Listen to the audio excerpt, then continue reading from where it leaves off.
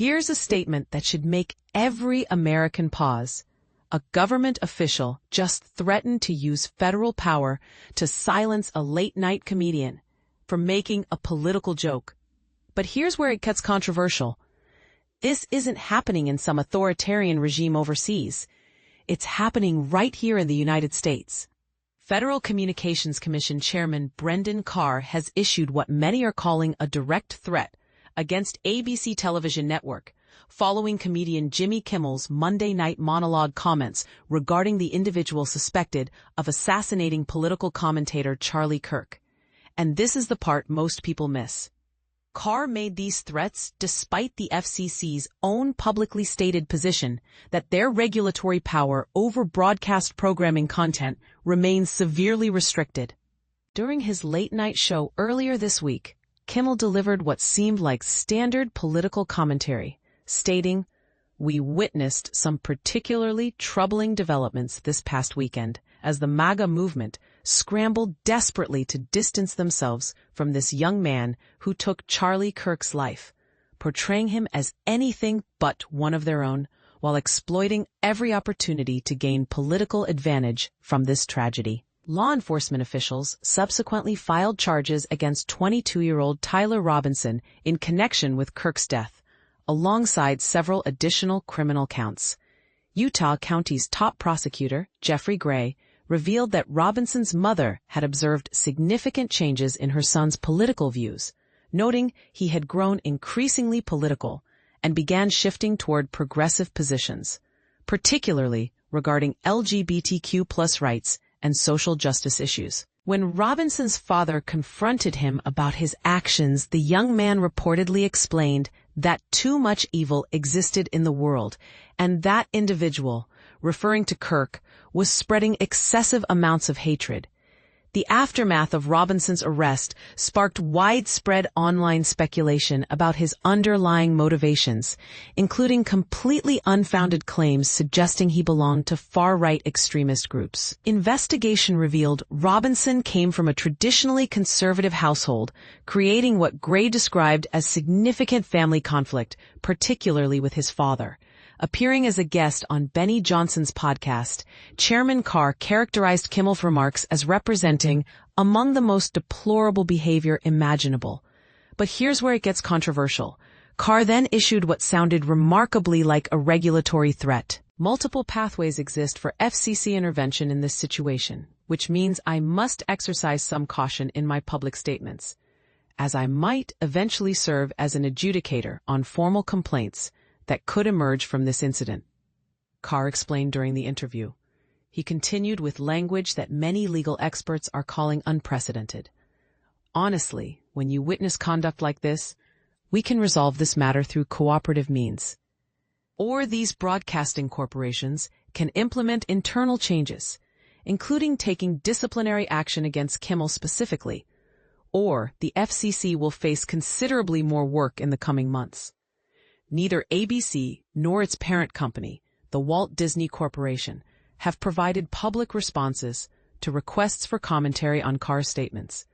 During the podcast interview, Carr attempted to justify his regulatory authority by referencing broadcasters' public interest obligations.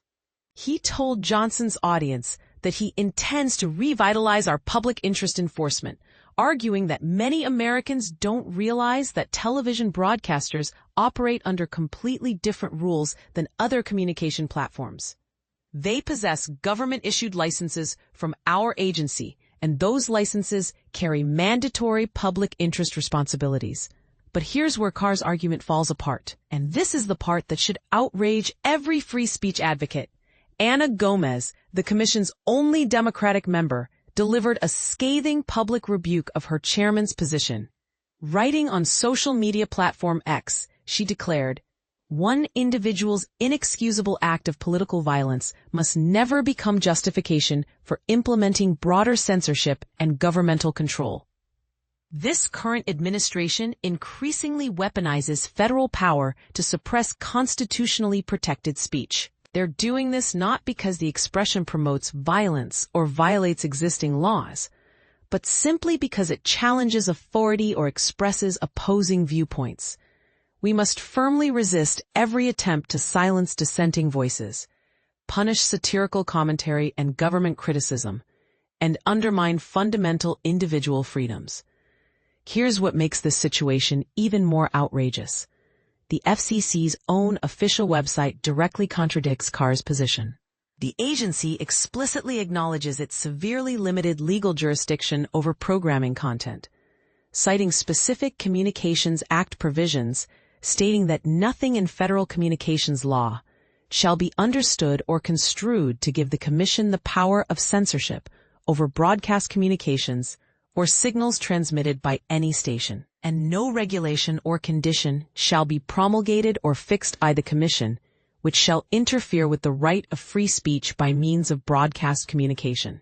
The FCC's website further emphasizes, following these legal requirements, the FCC has consistently maintained that the public interest is best served by permitting free expression of views. Rather than suppressing speech, communications law and policy encourages responsive counter-speech from others. This principle ensures that the most diverse and opposing opinions will be expressed, even though some views or expressions may be highly offensive. The agency does acknowledge certain broadcasting restrictions exist, including regulations on indecent content, obscenity, commercial material in children's programming, and deliberate news distortion.